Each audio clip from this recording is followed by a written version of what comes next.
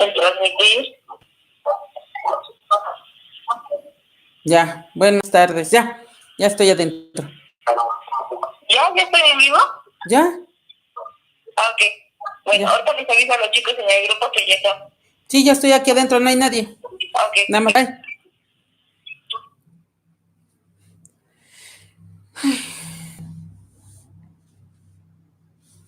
Tengo también que cambiar de lugar porque me pega el sol. Ay, Dios, este solecito me pega muy feo. Jóvenes, buenas tardes. ¿Están ustedes ahí? Espérenme 5 segundos, me voy a cambiar de lugar porque me está pegando el sol por este ratito. Voy a cambiar para allá atrás, ahí. Vamos a conectar aquí tantito. Vamos para acá. Ya.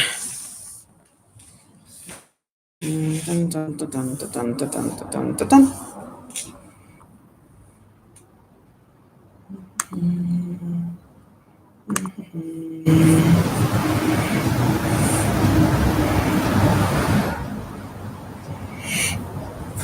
Buenas tardes, jóvenes. ¿Hay alguno por allí?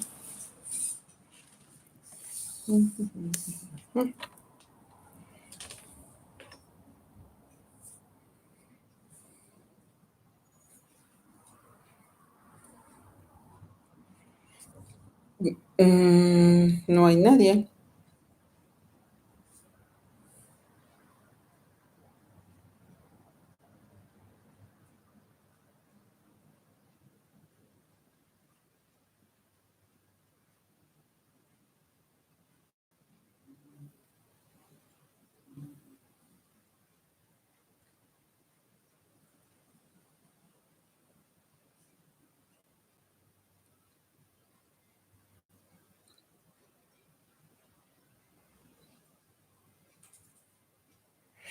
Jóvenes, buenas tardes.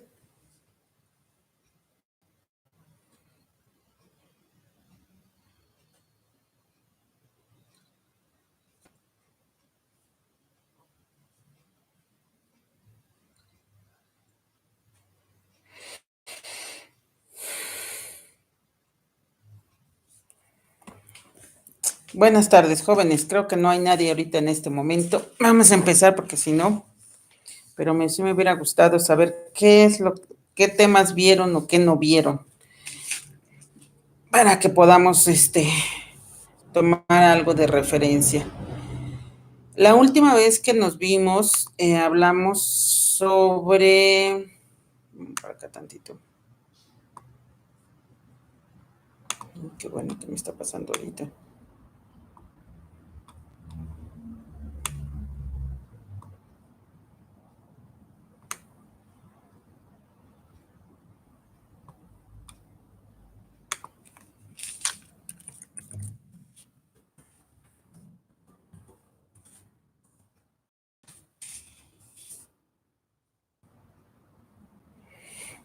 Vimos un poquito voy a regresarme un poquito de lo que habíamos hablado antes y habíamos platicado sobre las técnicas de identificación humana.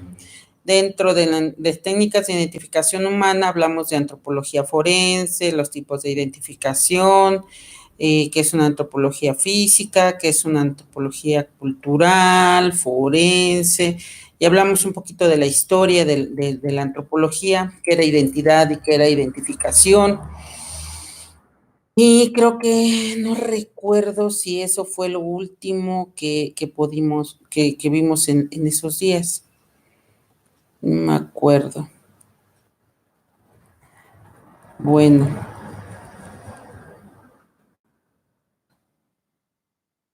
No recuerdo qué es lo que vimos con ustedes.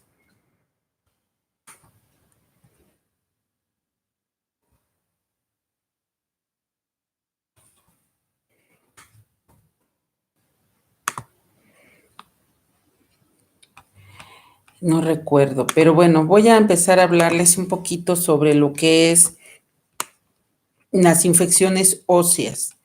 Las infecciones óseas son uno de los temas que tenemos que hablar en los huesos podemos tener infecciones. Dentro de estas infecciones tenemos algo que se le llama osteomielitis. La osteomielitis es una de las infecciones del hueso y de la médula ósea. Es muy frecuente encontrar una osteomielitis. Recuerden ustedes que el término itis siempre se hablará sobre infección. Entonces, la osteomielitis da la connotación de las infecciones en los huesos, ¿sí? Esto siempre se va a dar principalmente por afecciones principalmente bacterianas. ¿Qué es una bacteria? Ahorita con lo del coronavirus, la situación que estamos dando, nos da como resultado un proceso viral que es totalmente diferente a un proceso bacteriano. Para que no se confundan ustedes, un virus es aquel que tiene, así como nosotros tenemos un ADN, un código de identificación que nos permite dar la capacidad para podernos identificar. Acuérdense que el ADN es único y no es irrepetible, es solamente repetible en gemelos homocigotos, pero es irrepetible para todas las demás personas. Pero las bacterias tienen algo que se llaman, voy a checar su celular porque algo están diciendo ustedes que no entran.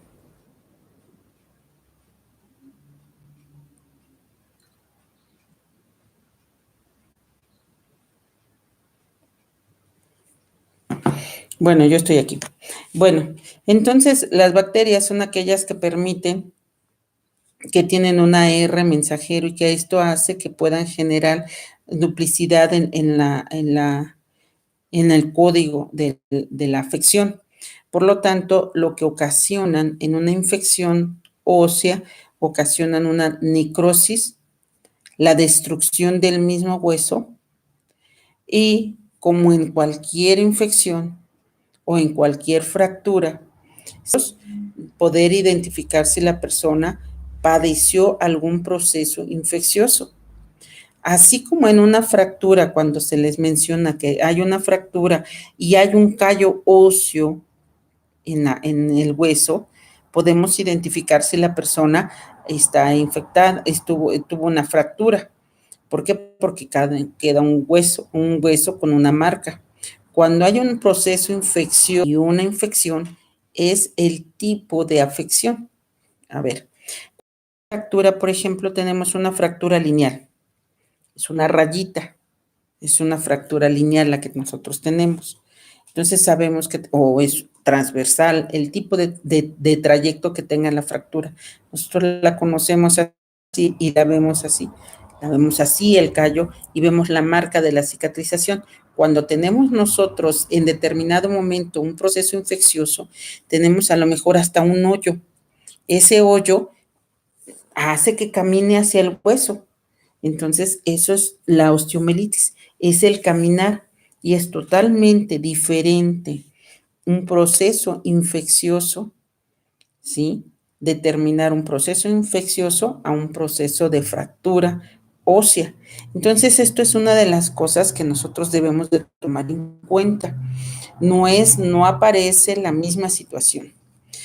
En la mayoría de los casos de la osteomielitis, es el resultado principalmente. Si se acuerdan ustedes, los huesos en su interior manejan un material hemático.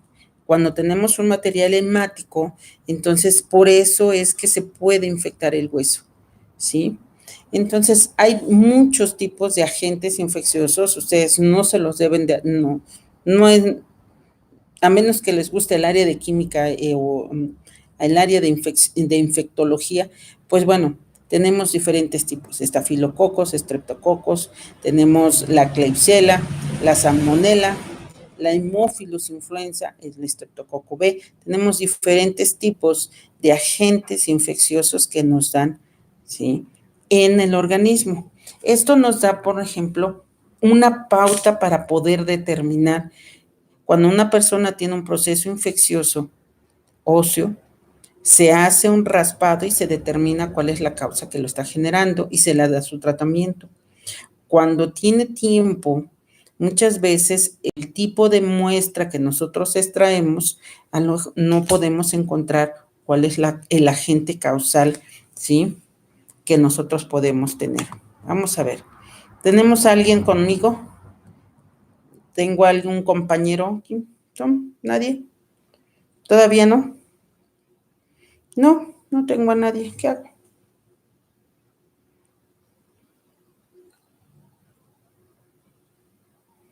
Voy a comentarle.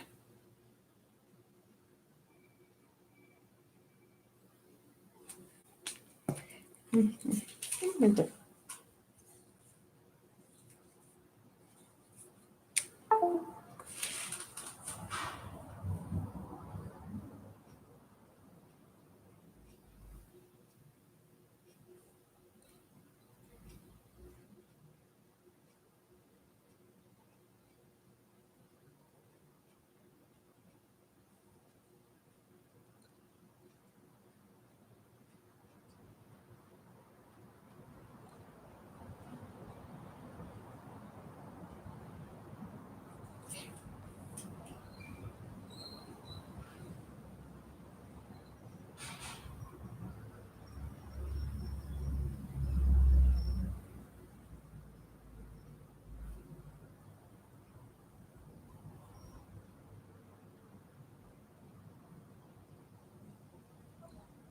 ¿Y si no hay nadie? Uh-huh.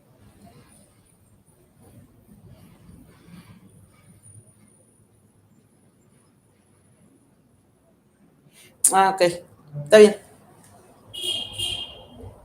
Mm.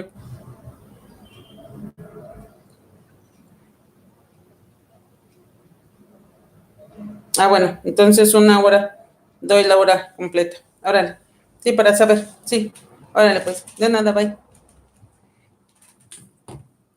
Bueno, ya después de haber investigado qué es lo que voy a hacer, voy a continuar porque al parecer no me van a acompañar nadie de ustedes.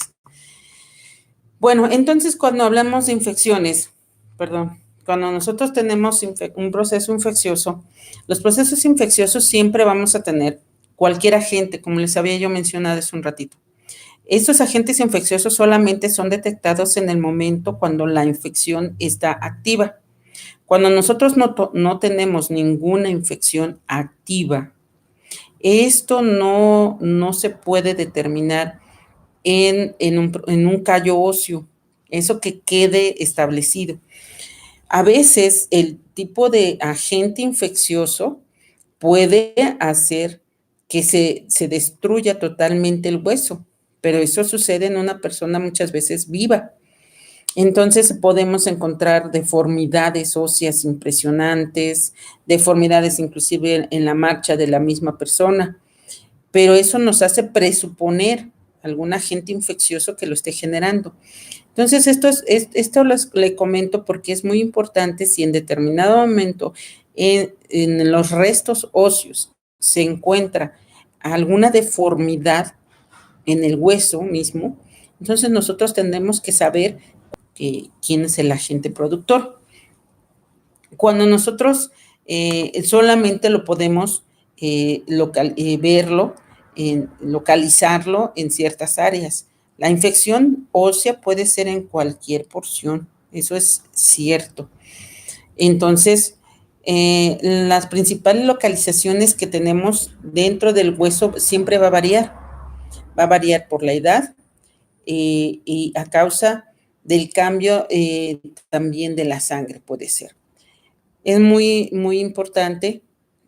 Una infección puede estar más relacionada en niños o en recién nacidos y siempre, una de las partes importantes, cuando hay un proceso infeccioso en niños, recordarán ustedes que en sus clases de anatomía forense les dijeron que los huesos estaban formados por una parte que se llama metáfisis y diáfisis. Recuerden, diáfisis es la parte larga del hueso. metáfisis.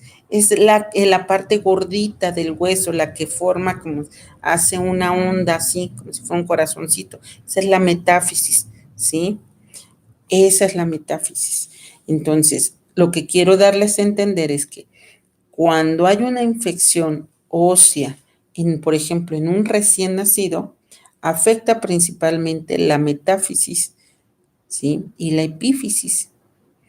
Entonces, esto es una tragedia para una persona, porque imagínense la destrucción tan importante que tiene.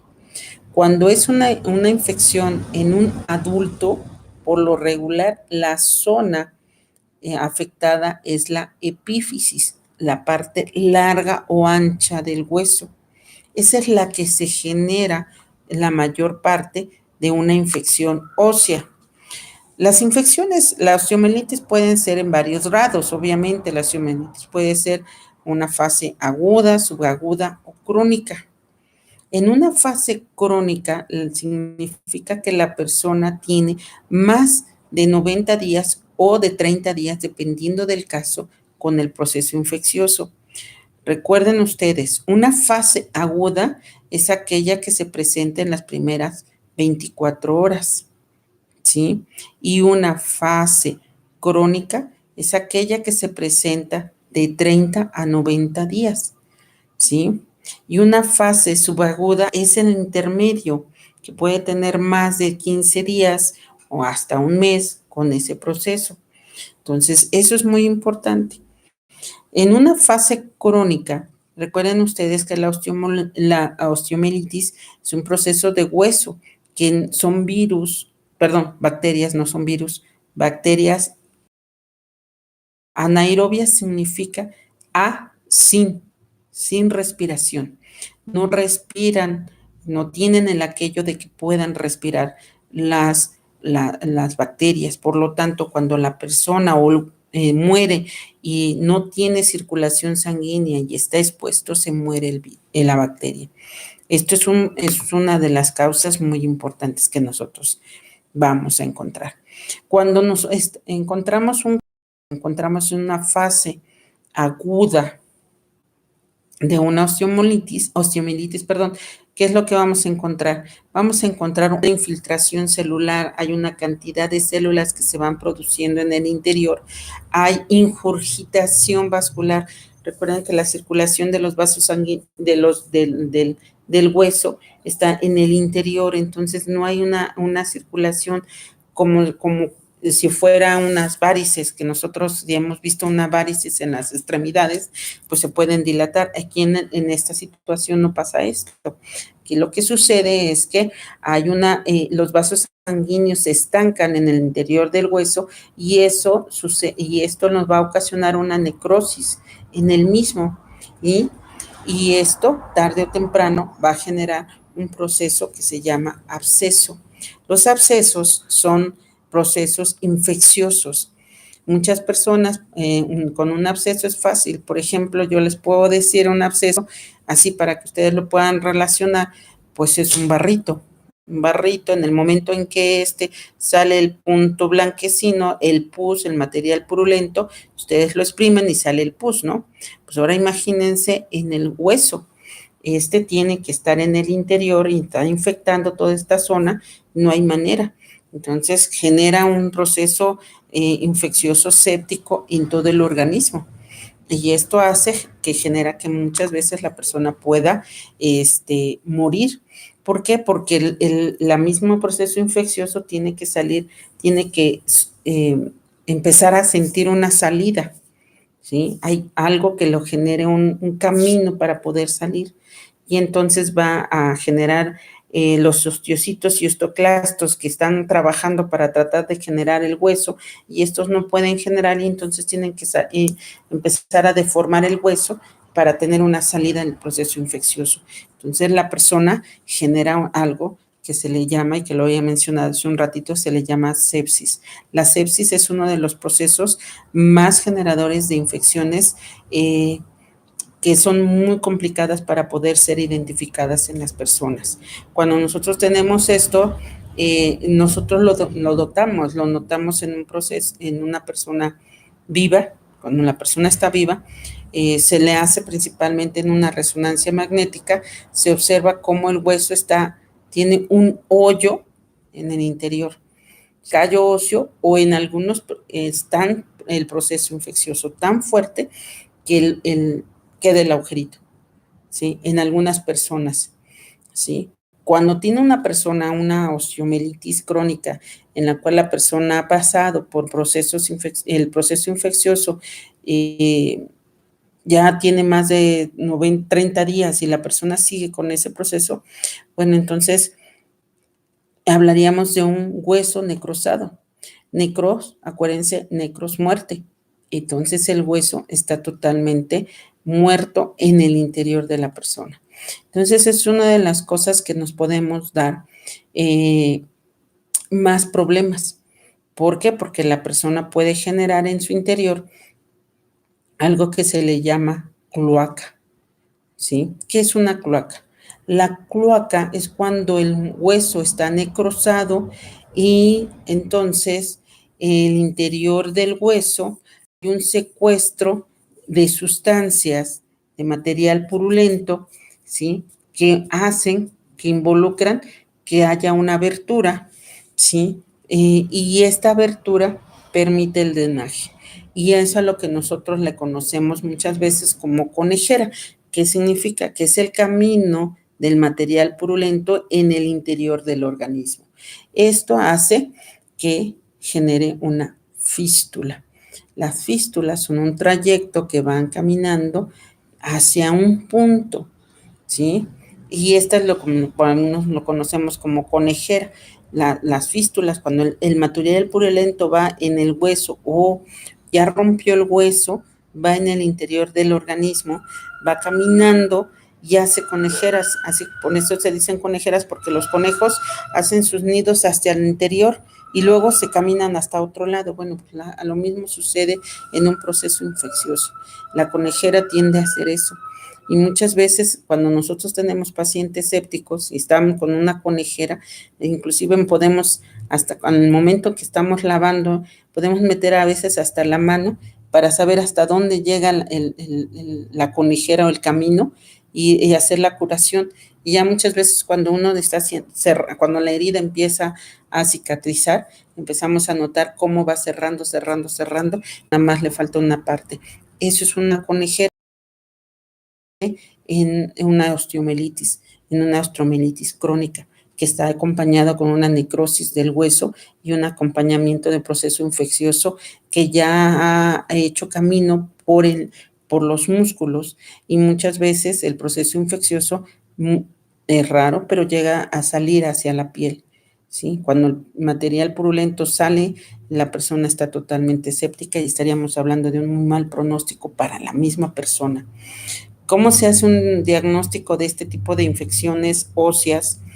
Esto estoy hablando de una osteomielitis, perdón, pero en pacientes que tienen algún problema en el cual la persona puede estar viva, pero al estar viva deja una marca que llega a sobrevivir y deja una marca en el hueso. Entonces estoy tratando de explicarles por qué la osteomielitis es un patrón que nosotros debemos de conocerlo para determinar que ese hueso o esa persona o esa osamenta o ese cadáver que se encontró o esos huesos pasaron por un proceso infeccioso. Esto hace que la persona pueda identificarlo. En una persona viva, la osteomielitis, tanto aguda como crónica, se le puede observar en el hueso una completa destrucción ósea de los huesos en su interior, ¿sí? La persona siempre se va a acompañar de fiebre, ¿sí? La osteomielitis siempre va a tener una marca, el hueso está localizado con una perforación cuando en determinado momento ha pasado por una. Cuando se hace una radiografía y se alcanza a distinguir algún proceso infeccioso, muchas veces lo que se hace es una resonancia magnética. Las resonancias magnéticas nos permiten identificar por cortes el sitio exacto donde está y el tamaño de la infección ósea. Cuando nosotros tenemos un proceso infeccioso óseo, ¿Qué se hace muchas veces? Dependiendo de la extensión del hueso o dependiendo de la osteomielitis, si es crónica ya y la destrucción es masiva, pues muchas veces lo que se hace es cortar el hueso y hacer un injerto óseo o colocar una placa de titanio en la porción o en determinado, hacer algo que se llaman elongaciones, que es colocar unos clavos centromedulares que atraviesen los huesos para que pueda, obviamente se lava, se limpia y obviamente lo que se hace es que se colocan estos clavos para que ellos permitan los osteocitos y estos clastos formar el hueso e irlo haciendo que vaya creciendo hasta que lo lleguen a juntar.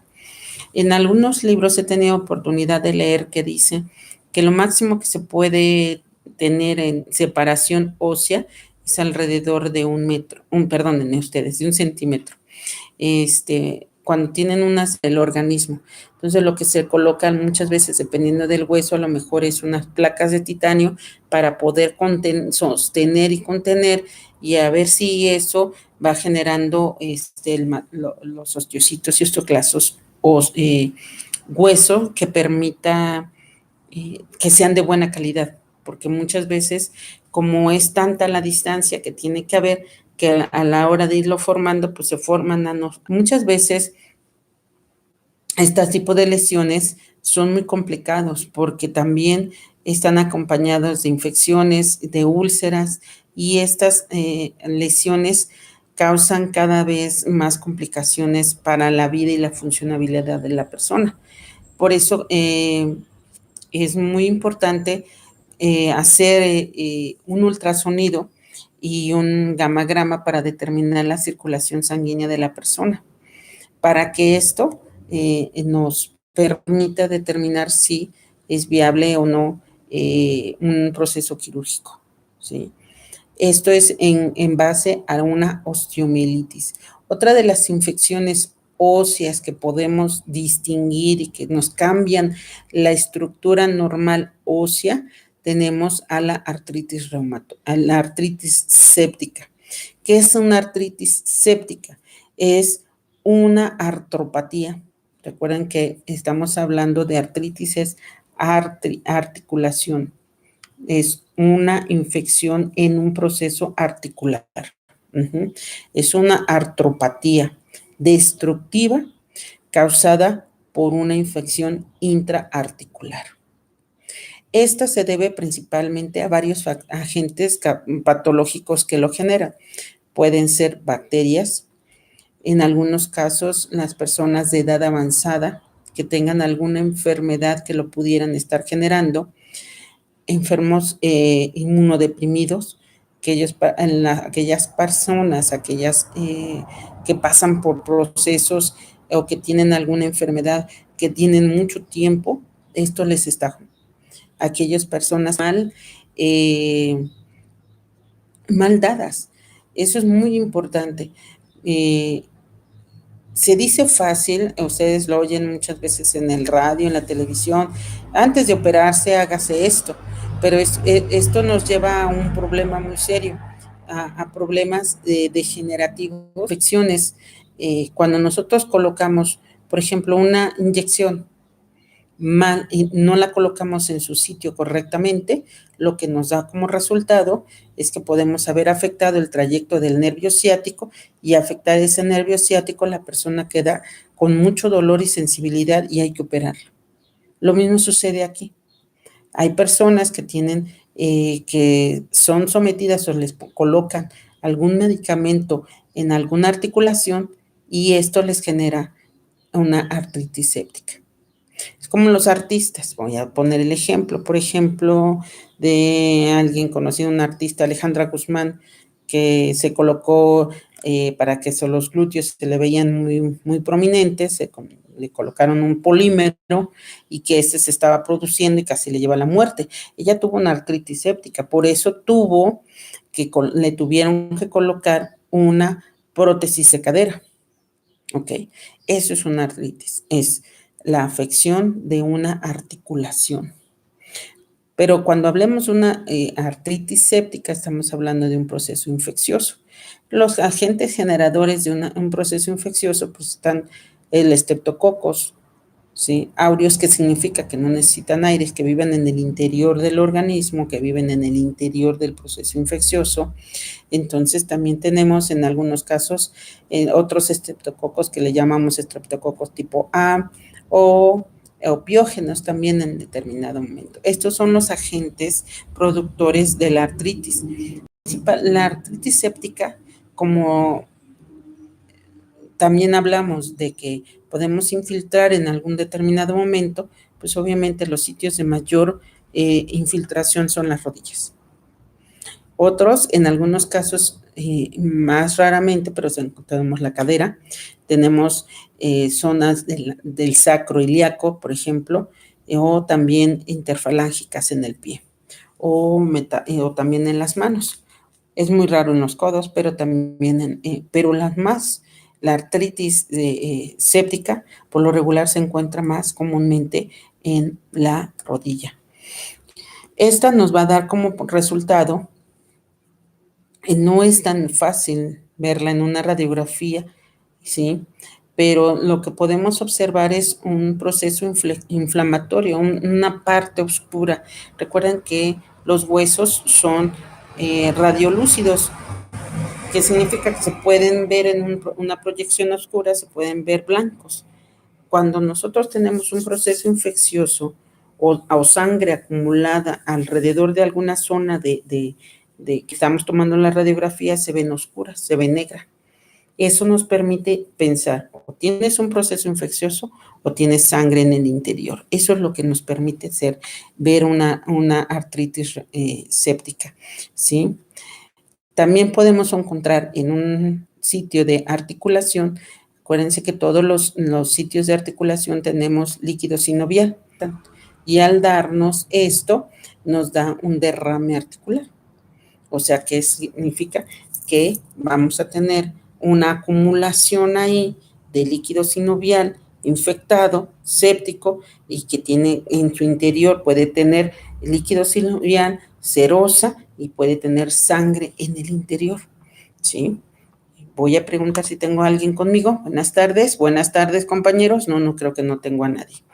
Bueno, entonces, esto nos permite identificar en una radiografía si se tiene algún derrame. En un ultrasonido, nosotros podemos encontrar en un mayor fluido, una cantidad de líquido libre en el sitio, ¿sí? Así como les decía que en la radiografía se ven una parte oscura, radiolúcida son los huesos, y en la parte, en un ultrasonido, lo que vamos a observar es una acumulación de líquido, y se ve en las bolsitas, se ve el líquido libre en cavidad, y esto nos permite identificar el derrame. Y esto es útil para determinar el grado de inflamación. De ahí podemos hacer una tomografía y obviamente se ve el líquido libre en cavidad, en la zona, ya sea en las rodillas, ya sea en el codo, ya sea en las articulaciones, ya sea en las manos o en los tobillos, en cualquiera. Entonces vamos a encontrar derrame articular, erosión o inflamación ósea, ¿sí? Porque se va erosionando la articulación y esto va a aumentar en gran cantidad de líquido. Posteriormente, vamos a hacer una resonancia magnética y vamos a corroborar lo que acabo de comentarles, pero la afectación en el hueso. El hueso se va degenerando, el hueso hagan de cuenta como que se va haciendo polvito, pero esta es artritis séptica. La osteomielitis es que el hueso hagan de cuenta que esta mano es mi infección, está haciendo esto y está destruyendo al hueso. Entonces, ¿qué hace el hueso? Que los cóndilos o la forma normal del hueso se está degenerando. Y esta degeneración va a generar, válgame la expresión, que permite una resonancia cuando se realiza, vemos la destrucción del hueso, también permite la destrucción o el datos de compromiso interarticulares que hay. El cartílago está afectado, líquido sinovial totalmente inflamado y degenerado y producido de más, ¿sí? En los ligamentos y los músculos hay etapas en las cuales hay degeneración. Acuérdense ustedes que los ligamentos unen a los huesos, ¿sí? Y los tendones unen al hueso con los músculos. Entonces aquí, como es articular, el que se está afectando es principalmente el ligamento. El cartílago que recubre el hueso se va degenerando, ¿sí? Hay un daño cartilaginoso importante, por lo tanto, cuando la persona pasa de este proceso infeccioso, acuérdense que nosotros si tenemos cartílago que recubre a un hueso con otro hueso, entonces lo separa. ¿Qué va a suceder entonces cuando hay esta artritis infecciosa? La degeneración articular es más común. Entonces, aquí va a suceder que la persona, el hueso puede pegar hueso con hueso y esto generar una lesión. Entonces, por eso, ¿sí? El líquido sinovial se va acabando y hay un edema impresionante en una articulación. ¿Sí? Otra de las infecciones que podemos observar en los huesos se llama espondilodiscistis. Espondilodiscistis. Espondilodiscistis. Este es el otro tipo de infección que podemos tener en los huesos. ¿Qué es eso? Es un compromiso infeccioso del cuerpo y disco intervertebral. ¿Qué quiere decir? Que la afectación es directamente en las vértebras. Por lo tanto, hay una disminución de la calidad del hueso o de los plexos vertebrales y eso hace que vayan degenerando, se vayan destruyendo las vértebras. Este tipo de afecciones, la espondilodistisis, perdón, se los voy a repetir bien. Espondilodistisis se presenta principalmente en personas entre 50 y 70 años. ¿Sí? Es el agente causal o la bacteria causal de esta infección es principalmente el Streptococcus aureus, ¿sí? Nada más es el agente patógeno que nosotros tenemos. ¿Cuál es y recuerden ustedes que estamos hablando de las vértebras, por lo tanto la persona va a empezar a tener dolor vertebral, ya sea dorsal, cervical o lumbar, cualquier área, pero la más afectada siempre va a ser la región lumbar. Bueno, en la región lumbar la persona va a empezar con dolor, ¿sí? Hay algo muy importante. Recuerden que todas las vértebras tienen una parte, tienen varias caras. La podemos ver de lado, la podemos ver de lado y la podemos ver anterior y posterior y tiene una parte superior. Esa parte superior se le llama disco. Entonces, este disco, esta es una vértebra. Si nosotros si yo pongo acá mi mano o mi dedo, ¿dónde les pongo acá? Tengo aquí una vértebra y aquí tengo otra vértebra, ¿sí? Lo que se va acabando es principalmente esto, el disco de acá. Este disco, ¿sí? Es la degeneración principalmente. Por lo tanto, la vértebra se aplasta entre ellas y esto genera, ¿sí? Una degeneración del espacio en el disco intervertebral, ¿sí? Y esto hace que haga una esclerosis. Puede tener una lordosis, una cifosis o una escoliosis. ¿Por qué? Porque la vértebra pierde su hegemonía y su forma correcta de poder llevar a cabo la función. Entonces, esto es lo que hace. ¿Cómo lo vamos a determinar? Bueno, pues principalmente la afección la vamos a determinar con una tomografía. Aquí sí no se hace una rayos X, aquí no, porque la persona empieza con una degeneración muy rápida y un dolor impresionante y una degeneración empieza hasta en la misma posición. Entonces, esto hace que se tenga que realizar una tomografía para poder determinar algo y hacer una resonancia magnética para determinar. La resonancia magnética nos puede identificar que este tipo de afecciones degeneran tanto la vértebra que lo que muchas ortopedistas tendrían que hacer o hacen en determinado momento es quitar la vértebra y colocar algo que se le llama jaula, colocar una vértebra de titanio en lugar de la vértebra. Esto es muy importante para que ustedes conozcan que hay enfermedades que pueden degenerar las vértebras en este caso. Entonces, hay que cambiar totalmente la vértebra porque la degeneración es muy rápida. Imagínense, una persona de 50 años de momento empieza a verse que está caminando de lado, de lado, de lado, porque la vértebra se va venciendo, se va acabando. Y entonces la persona o se va hacia adelante, o se va hacia atrás, o se va hacia un lado, o se va hacia el otro, porque la vértebra se va acabando. O de la estatura de la persona se va hacia abajo, porque la vértebra se acabó y se colapsó. Entonces, uno de los trastornos, y otra, cuando sucede esto, tenemos los trayectos vertebrales, nerviosos, perdón, al tener los trayectos nerviosos y al comprimirse, estos generan mucho dolor. Entonces, la persona estaría con mucho dolor todo el tiempo. Esto les va a ocasionar que hay que investigar cuál es la causa que está generando esta degeneración. Entonces, se ve en una resonancia magnética el tejido blando totalmente inflamado, ¿sí? Hay inflamación, bastante inflamación. Hay algo que se le llama el líquido que está alrededor de las vértebras, la bursa que lo contiene está inflamada. Entonces hay mucho dolor en esta zona y solamente lo que podemos hacer en un proceso infeccioso óseo, de este caso es una cirugía de extracción de la vértebra.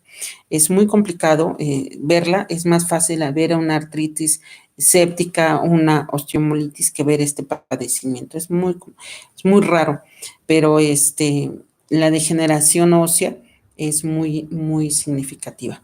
Espero que me hayan podido entender el proceso séptico que pueden tener los huesos.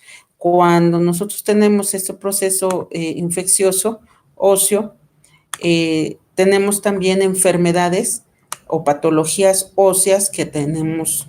Aparte de este proceso infeccioso, podemos tener patologías que generan o cambios óseos en los huesos. Estas patologías generan, por ejemplo, dolor y afectaciones muy importantes.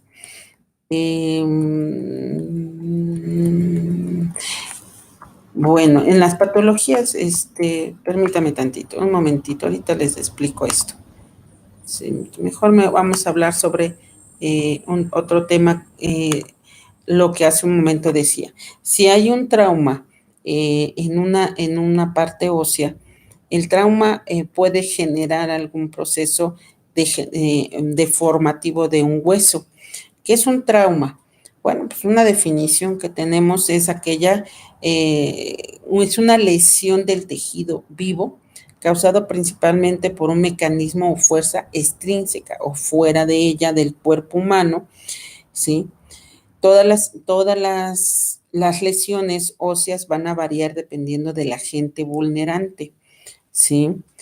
Las causas de un trauma óseo pueden ser fracturas, pueden ser deformidades, pueden ser también dislocaciones, ¿sí?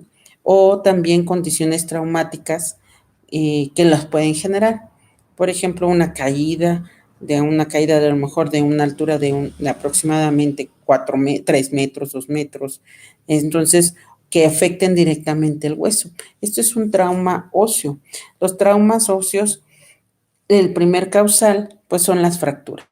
Estar divididas en simples, compuestas y expuestas. Esos son los 3 diferentes tipos de fracturas, pero también tenemos en las fracturas los diferentes mecanismos de fracturas. Ahora sí les voy a dejar, independientemente de las tareas que yo sé que ustedes tienen unas tareas que yo les dejé y que me decían, es que usted ya no nos iba a dar clase y ahora nos volvió a dar clase, entonces ya no las vamos a hacer. Los trabajos que yo les dejé, me los van a entregar. ¿Cuándo me los van a entregar? Me los van a entregar la próxima semana. La próxima semana me los van a enviar a mi correo. ¿Cuál es mi correo? Es olga.gil@tdo.edu.mx. Ese es mi correo. Se los voy a repetir. olga.gil@tdo.edu.mx. Ahí me deben de enviar los trabajos. Los 2 trabajos que yo les dejé me lo van a entregar. Uno la próxima semana y el siguiente la próxima semana. La próxima semana, el primer trabajo que yo les dejé y la siguiente semana que vendría siendo, permítanme, les voy a decir bien la fecha para que no quede malentendido en qué fecha. Espérame tantito también. El primer trabajo será para la próxima semana, que es el 28 de marzo, y el segundo trabajo que yo les dejé es para el 4 de abril. Por favor, el primer trabajo es para el 28. A mi correo me lo van a enviar, ustedes ya saben cuál es mi trabajo que yo les dejé. Ahora, de esos trabajos vienen unas tareas que también son una parte importante para calificarlos ahora. ¿Cuál es ese trabajo? Les acabo de decir, nosotros tenemos diferentes tipos de fracturas. Las fracturas pueden ser simples, compuestas y expuestas. Simple es aquella que solamente rompe la continuidad del hueso. Compuesta es aquella que se separa el hueso del hueso. Y expuesta es aquella que sale por la piel. Bueno, ahora me van a hacer una tarea y me la van a enviar a mi correo sobre los diferentes mecanismos de fracturas, ¿sí? Hay diferentes mecanismos y eso ustedes tienen que conocerlos porque cuando se hace una necropsia y se conoce y se ve una fractura, no nada más te va a decir es una fractura expuesta, pero es una fractura con minuta, es una fractura, ¿qué tipo? ¿Sí? Hay diferentes tipos de mecanismos de fracturas. Ese es el trabajo que va a quedar para que me lo envíen, tarea, perdón, no trabajo, tarea que me lo envíen para la siguiente clase. Acuérdense que a mí me gusta que tengan una hoja de presentación, ya saben todos sus datos que debe de tener, tiene que tener una introducción, el desarrollo del tema, la conclusión y su bibliografía. No se les olvide que todos esos trabajos tienen que entregármelos. Me los van a enviar a mi correo para que yo pueda revisarlos. Tienen hasta el próximo sábado para entregármelo, por favor. Bien, entonces una vez que ya les dejé esta tarea, voy a continuar diciéndoles. Las fracturas después de esto, entonces van a depender de lo que yo les voy a platicar ahorita, por eso quiero los mecanismos. Hay diferentes fuerzas que generan una fractura. Las fracturas pueden ser por tensión, por compresión, por torsión, por flexión o por corte. Por eso quiero ese trabajo, digo esa tarea, para que ustedes me entiendan lo que acabo de decir. Las fracturas siempre van a tener diferentes formas de poderse manifestar. Y esto es importante porque si es un mecanismo, una forma vulnerante, un arma que lo está generando, entonces tenemos ¿qué es lo que está generando una lesión? ¿Cómo la genera? Entonces, o se cayó de un árbol, entonces una fractura por compresión. Tenemos que entender cómo son las fracturas para poder identificarlas. Ahora, después de esto, una vez que nosotros identificamos los diferentes fracturas, también tenemos traumas. De estos traumas tenemos los traumatismos craneoencefálicos. De los traumatismos craneoencefálicos están divididos principalmente por su mecanismo o forma de generar el trauma. ¿Cómo ser? Por su estructura y por su impacto. ¿Cómo se interpreta esto? ¿Sí? El impacto es lo que genera la fractura. La fractura ósea en antropología nos permite determinar si el golpe que le generaron el trauma o el traumatismo a la persona fue generado de derecha a izquierda o de izquierda a derecha. Cuando ustedes vieron medicina forense, cuando vimos medicina forense, yo les decía a ustedes que, por ejemplo, una persona cuando se ahorca,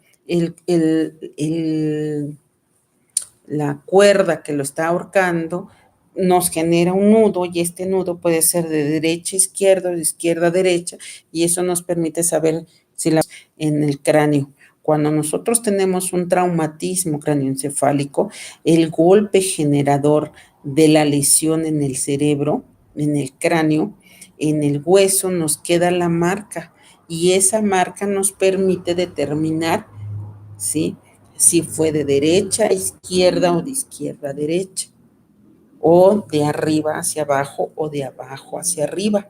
Esto es muy importante para nosotros porque nos determina o nos hace pensar que la persona era más alta que la persona que murió o era más baja, ¿sí? Esto es muy importante para las lesiones que nosotros podemos encontrar en antropología, en el hueso.